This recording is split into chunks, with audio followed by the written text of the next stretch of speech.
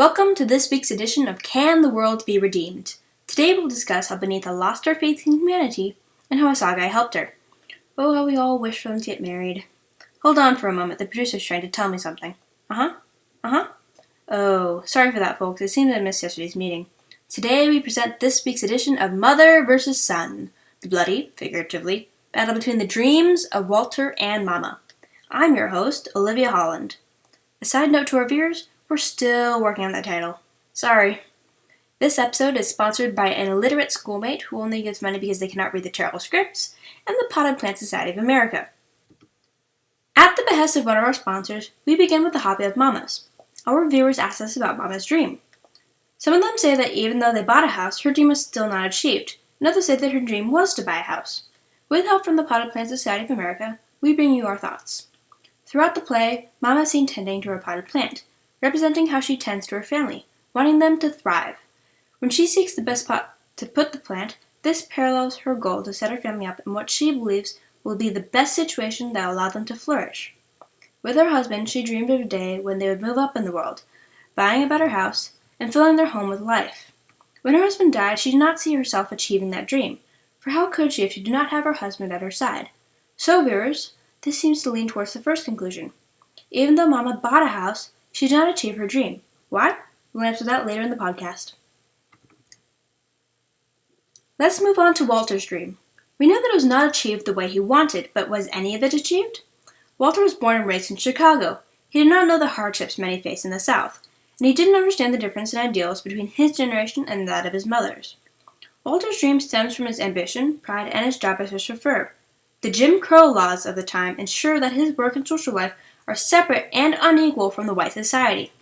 He wants to escape poverty by becoming a wealthy business owner, specifically a liquor store. His ambition and pride pushed him to not accept a job serving white people, begging Mama for access to the insurance money. He has to constantly put his dream aside due to his lack of money and social mobility, and rely on Mama to help him with his dream. So both Walter and Mama want to escape poverty through separate means, but Walter's dream also gives him respect. So, by moving up in the world, he does achieve parts of his dream. The consequences that will be later discussed far outweigh what was achieved. Our viewers have been a great help to our production, from donating and asking questions to be answered in these podcasts. So here is a shout out to you. One of you asked us to explain the generational gap between Walter and Mama, so we analyzed the play and how it fits into what we know of history. The Great Migration was a time when African Americans moved from the southern cities to the northern cities. Mama herself moved with her husband to Chicago, buying the property we see throughout the play. In their time, their goal was to gain freedom. Above all, freedom. They didn't care much about money or much about what others thought of them. They wished to be free. Walter was born to the ideal that they were free, so he wanted more. He had no wish for freedom because he already had it. He wished for respect. In his eyes, respect was something he was sorely lacking. He served others in his job, he was unable to gain money from Mama, and his family didn't respect him. He thought that he could buy respect with money. People respect the rich, right? So both Mama and Walter wished to change their standing in the world, but due to generational differences, they had completely different ideals. One wished for freedom, the other for money and respect. Mama and Walter tried their best to achieve their dreams, but they faced many obstacles. They sometimes faced the same obstacle, mainly the loss of the insurance money, but due to their cultural differences, they had different methods to overcome it. Mama carries family pride, representing the 5 generations of her family in America. Walter's main goal was respect, and he sees money as his way to achieve respect, so his goal was money. So when they lost the money, Mama carried her pride and accepted the loss. While Walter was willing to do anything for money, he called Linder to accept the deal that they would sell the house to the community. Mama's later actions implant the family pride into Walter. By forcing Travis to stay in the room, Walter has a choice to teach Travis about racial pride or to allow white people to have whatever they want. In the end, Walter decides to set a good example for his son, refusing the deal. One obstacle down, a great many more to go.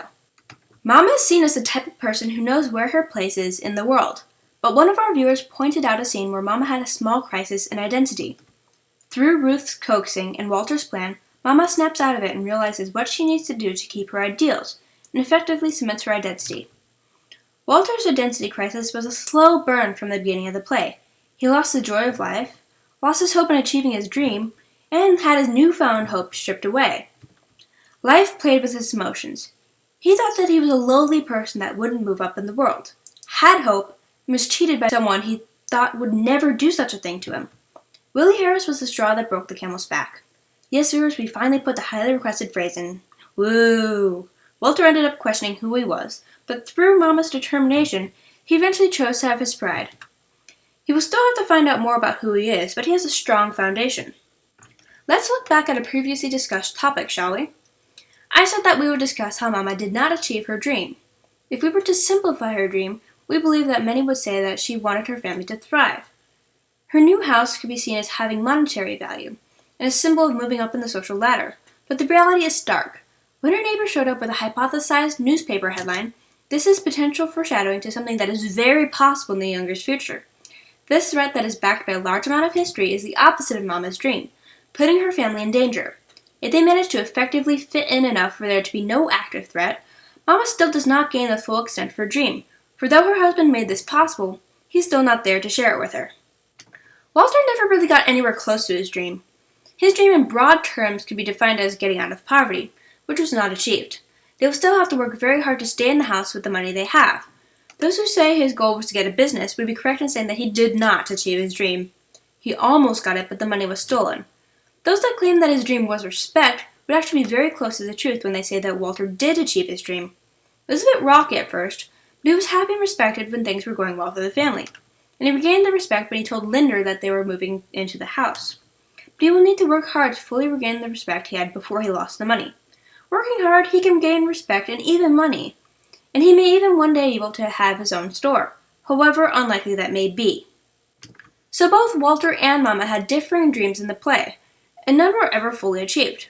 Their dreams are still attainable through hard work and chance, and they have shown time and time again that they are hard workers.